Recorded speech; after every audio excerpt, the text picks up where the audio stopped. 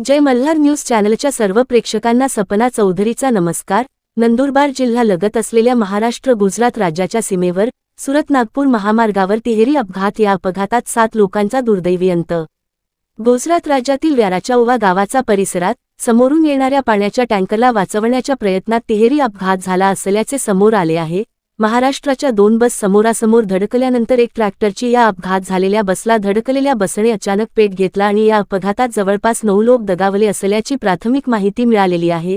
तर या अपघातात अनेक जण जखमी झाले असून त्यांना व्यारा आणि बारडोली येथील रुग्णालयात दाखल करण्यात आले आहे।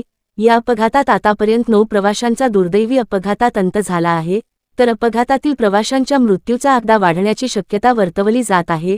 अपघात झाल्यानंतर परिसरातील नागरिकांकडून बचाव कार्य करत आहेत। अपघात झाल्यानंतर बसला आग लागल्यानंतर अग्निशामक दलाचे बंब तात्काळ घटनास्थळी दाखल झाले असून आग विझवण्याचे प्रयत्न केले जात आहे। सपना चौधरी, जय मल्हार न्यूज, नंदुरबार।